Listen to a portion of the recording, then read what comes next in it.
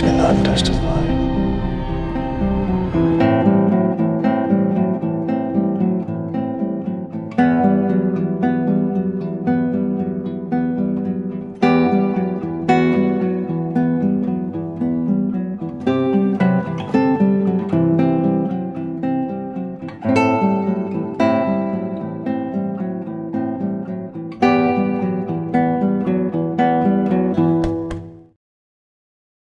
Sebelum melanjutkan persidangan, Matt Murdock terlihat menemui Hector Ayala.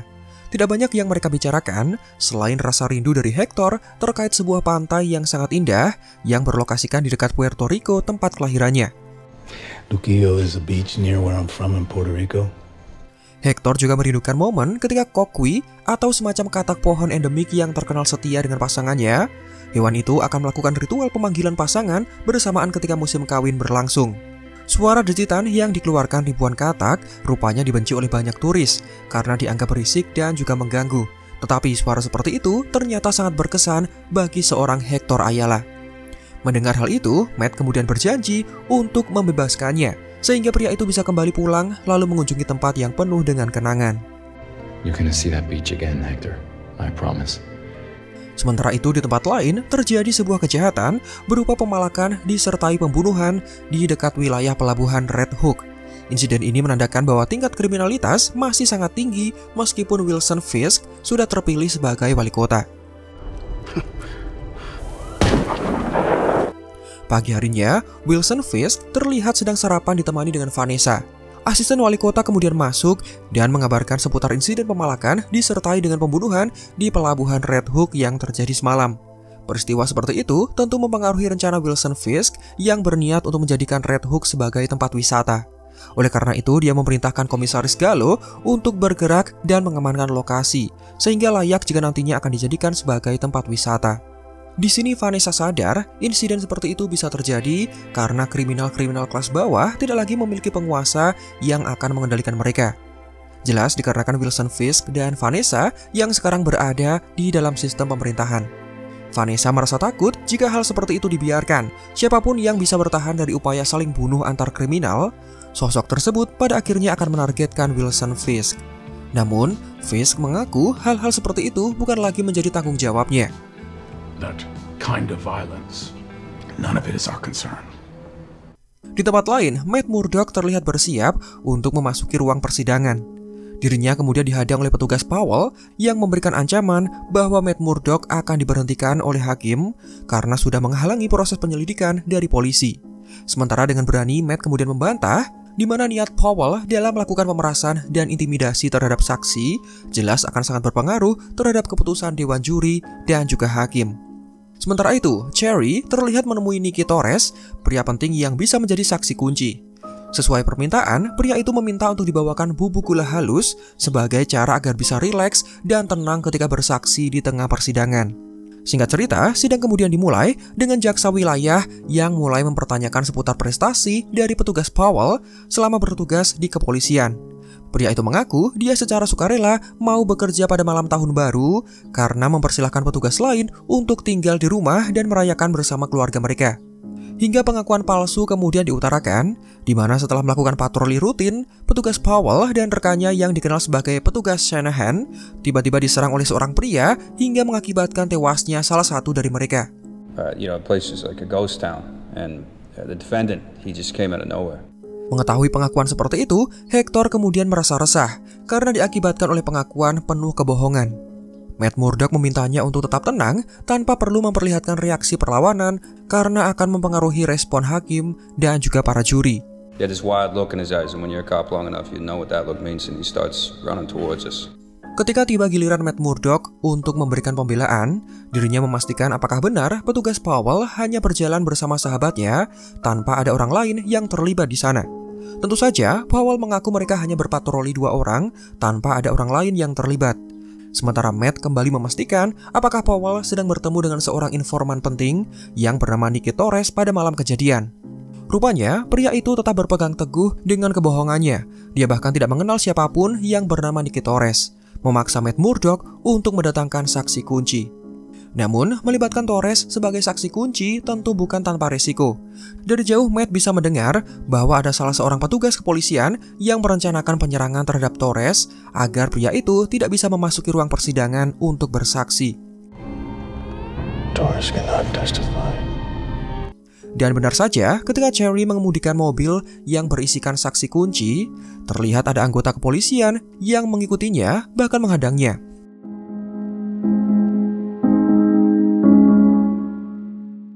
Ketika petugas Powell menggeledah mobil yang dibawa oleh Cherry, siapa sangka mobil tersebut kosong. Sementara Nicky Torres sudah sampai di lokasi persidangan dengan menaiki taksi sebagai cara pengalih perhatian.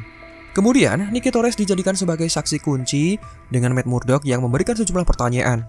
Pria itu kemudian mengaku bahwa sekitar 8 bulan yang lalu dirinya sempat ditangkap polisi karena sudah mengedarkan barang terlarang. Hukuman yang dia dapatkan kemudian menghilang begitu saja dengan syarat harus membantu polisi sebagai informan rahasia. Dan secara jelas pria itu mengakuinya. Namun sayangnya, karena sadar posisinya sedang terancam, di mana polisi pasti akan menargetkan dirinya, tepat ketika ditanya keterlibatan Nicky selama malam penyerangan terhadap polisi. Mr. Torres, is that what you're doing on the night of New Year's Eve?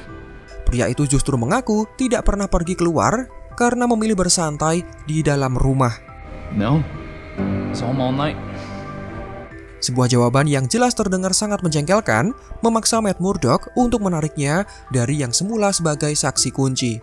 Di tempat lain terlihat Buck Casman yang berencana mengatasi pertikaian antar kriminal kelas bawah.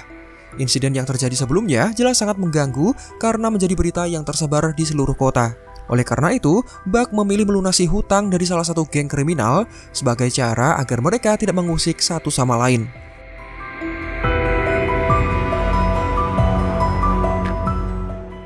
Kembali ke Matt Murdock dan timnya, mereka dibuat bingung untuk memastikan Hector tidak bersalah. Kebohongan dari Nicky yang takut akan diincar oleh pihak kepolisian semakin memberatkan Matt Murdock untuk bisa menyelamatkan Hector. Besok pada sidang lanjutan, Matt Murdock akan mencoba menanyai Hector Ayala dan pria itu akan menjawab sesuai dengan sudut pandangnya. Semoga hakim dan para juri bisa melihat kebenaran yang diutarakan pria tersebut, serupa dengan pandangan Matt dan juga rekan-rekannya terhadap Hector Ayala. Sementara itu, Wilson Fisk dan Vanessa bersiap untuk melakukan konseling. Pada momen itu, Vanessa kemudian mengaku bahwa dirinya lah yang memerintahkan Buck untuk membayar uang dengan nominal yang cukup banyak sebagai ganti rugi pembajakan yang dilakukan antar kelompok kriminal. Sebuah hal yang dianggap bisa menjadi solusi yang akan menghentikan pertikaian antar geng kriminal. Keduanya juga sempat membahas mengenai Adam, pria yang sempat dicintai Vanessa, sehingga Wilson Fisk memutuskan untuk mengasingkannya. Pembicaraan keduanya kemudian terhenti tepat ketika Dr. Glenn datang untuk memulai sesi konseling. Pada hari berikutnya, Matt Murdock mulai menanyai Hector terkait kehidupannya hingga kejadian sebelum penyerangan berlangsung. Awalnya, pria itu memang sengaja pergi untuk membeli bunga dari toko yang ada di sekitar sana dengan tujuan untuk memberikan kejutan kepada istrinya. Ya, pria itu akhirnya bisa membeli rumah untuk ditempati bersama dengan Soledad istrinya dari yang sebelumnya menetap di sebuah apartemen bersama dengan keponakan dan juga saudaranya. Bunga itu niatnya akan ditaruh esok pagi sehingga istrinya tahu bahwa suaminya sudah berhasil membeli rumah untuk mereka tinggali. Ketika berjalan pulang, Hector sadar ada pria asing yang sedang dipukuli, memaksanya untuk melerai hingga sebuah kecelakaan kemudian terjadi, di mana yang jelas bukan dialah pelaku pembunuhannya. Hector juga tidak tahu bahwa pelaku pengeroyokan adalah polisi, sehingga dirinya kemudian difitnah dan berakhir di persidangan ini. Matt Murdock kemudian menyebutkan bahwa Hector sebenarnya bisa berjalan dan melewati kejadian itu begitu saja tanpa harus memperdulikan masalah orang lain. Namun niatnya untuk melindungi orang lain terlihat seperti sebuah kebiasaan yang sudah sering dilakukan. Mengejutkannya, Matt Murdock bahkan membocorkan identitas Hector sebagai White Tiger di tengah persidangan. Sebuah hal yang seharusnya tidak dilakukan sesuai dengan diskusi bersama dengan hakim sebelumnya. Mr. Ayala, yes or no? Are you the vigilante known as the White Tiger? Objection! Akibatnya, Matt dan jaksa wilayah kemudian diminta untuk berbicara dengan hakim di dalam ruang pribadinya. Di sana, Matt tentu saja dianggap sebagai sosok yang licik karena sudah melibatkan alter ego dari kliennya. Tetapi hal itu terpaksa dilakukan karena saksi kunci yang mendapatkan ancaman sehingga tidak mau berkata jujur. Your Honor, they somehow got to my star witness. My hand was forced. Siapa sangka aksi pengungkapan yang dilakukan Matt Murdock ternyata tidak disukai oleh Hector Ayala. Matt seharusnya membicarakan hal itu, bukan langsung bertindak meskipun ini adalah cara terakhir untuk bisa membebaskannya. Dengan identitas yang bocor, tentu membuat Hector harus menyudahi peran main hakimnya sendiri, karena jelas akan sangat berisiko jika hal semacam itu tetap akan dilakukan. Sementara menurut Hector sendiri, White Tiger bukanlah sekedar pria berkostum yang memberantas kriminal dan juga kejahatan. Being the White Tiger is more than just putting on a suit. Menjadi White Tiger adalah sebuah panggilan, sebuah jati diri, karena Hector tidak bisa memilih, melainkan dirinya yang dipilih. Matt Murdock mungkin beranggapan jika dirinya bisa berhenti dari peran sebagai Daredevil, maka Hector Ayala juga demikian. Tetapi satu hal yang tidak Matt ketahui, posisi sebagai Daredevil tentu tidak sama dengan White Tiger. It's calling. Sidang kemudian dilanjutkan, di mana sejumlah warga yang sempat diselamatkan oleh White Tiger kemudian dihadirkan sebagai saksi. Mulai dari pria yang diselamatkan dari insiden kebakaran mobil akibat kecelakaan lalu lintas, seorang wanita yang diselamatkan dari penyerangan di sebuah gang sepulang bekerja, ditambah sejumlah bukti dari laporan polisi di mana White Tiger seringkali membantu menaklukkan penjahat dan juga para kriminal, sehingga bisa memudahkan pihak kepolisian untuk mengamankan kota. Bahkan ada momen menarik di mana Matt Murdock menyebutkan nama-nama dari polisi yang sudah dibantu White Tiger, dengan salah satunya adalah petugas Morales, sebuah nama yang tentu tidak asing bagi kalian para penggemar karakter Spider-Man. Officer Wong, Officer Morales.